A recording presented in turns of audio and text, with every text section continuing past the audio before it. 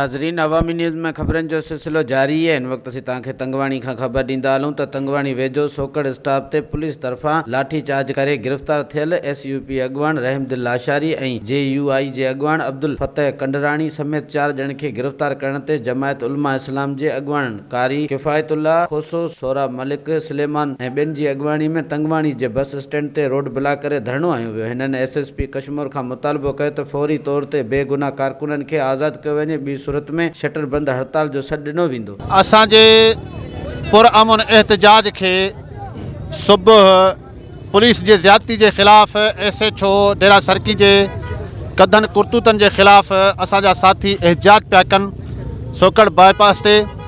उन पुरअमन एहतजाज खे पुरतशद्दुद बणायो वियो। एहतजाज आइनी हक़ आहे, जेको आइन असांखे हक़ ॾिनो आहे, पाकिस्तान जे आइन ऐं कानून हक़ ॾिनो आहे। उन हक़ खे खसण जे लाइ पुलिस पुरअमन एहतजाज जे मथां कड़की पई ऐं असांजा साथी मोहतरम रहमदिल लाशारी जेको ACP तालुके जो सदर आहे ऐं जमियत उलमा इस्लाम जा कारकुन अब्दुल फतेह कंडराणी ऐं उनजी सॼी बिरादरी, उनजो पीउ अॼु गुम आहे, अॼु रहमदिल लाशारी जिन खे मां ॿुधो आहे त तमामु हू बेहोश आहे ऐं ॿिया साथी बि बेहोश आहिनि। आख़िर उहे किथे आहिनि? मूंखे यकीन आहे त पुलिस उन्हनि खे मारींदी। मूंखे यकीन आहे पुलिस उन्हनि खे मारींदी, छो त पुलिस SHO जो सुबुह अखियूं मूं ॾिठियूं। मां उनखे चयुमि त हीउ नाजाइज़ी तुंहिंजो कॾहिं बि बर्दाश्त असां न कंदासीं। रूबरू मुंहिंजो 1 to 1 उन सां मुलाक़ात थी। मां उनखे चयुमि त इहे तुंहिंजो जेको आहे सो कॾहिं बि नाजाइज़ी न हलंदी। हिकिड़ो माण्हू 6 साल क़ैद काटे थो अचे, उहो पूरो हफ़्तो घर में अञा उनजा महिमान पिया अचनि। छा ॾोहारी माण्हू पंहिंजे घर रही सघे थो? उनखे जेको आहे सो असुर जो खणी करे उनखे गुम करणु ऐं उन जे लाइ पुरअमन एहतजाज करणु ऐं उन पुरअमन एहतजाज जे मथां पुलिस पुरतशद्दुद एहतजाज खे बणायो।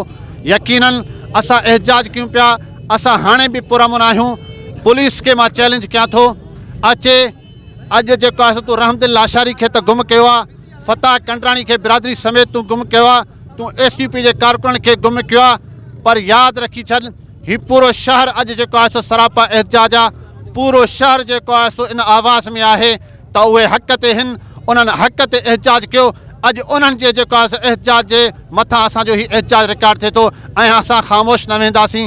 असां इहो एहतजाजी सिलसिलो जारी रखंदासीं जेतिरे ताईं असांजे कारकुननि खे आज़ादु न कयो वेंदो ऐं एतिरे ताईं जो SHO डेरा सरकी ऐं ॿियनि अमलदारनि जिन लठियूं वसायूं, वीडियो मौजूदु आहे, ॻणे करे उनजे मथां जेकॾहिं FIR दाख़िल न थींदी एतिरे ते सुकून सां कोन वेंदा। पंहिंजे कारकुन खे जेको आहे त खंबे खणी विया आहिनि, ख़बर न आहे त उन्हनि खे अलाए किथे खणी विया आहिनि, जेको आहे त उन्हनि जा नंबर बि बंदि आहिनि। असां इहो सम्झूं था त असांजे कारकुन खे जेको आहे त या त उन्हनि खे मारियो वियो आहे या त उन्हनि खे किथे गुम कयो आहे। असां डेरा सरकी SHO खे ॿुधाइण था चाहियूं हीउ असांजो अॼु पुरअमन जेको आहे एहतजाज आहे। जेकॾहिं असांजा कारकुन सुभाणे तो ई या शाम तो ई आज़ादु न थिया त असां जेको आहे त वॾो घोसपुर वारो हाईवे बंदि कंदासीं।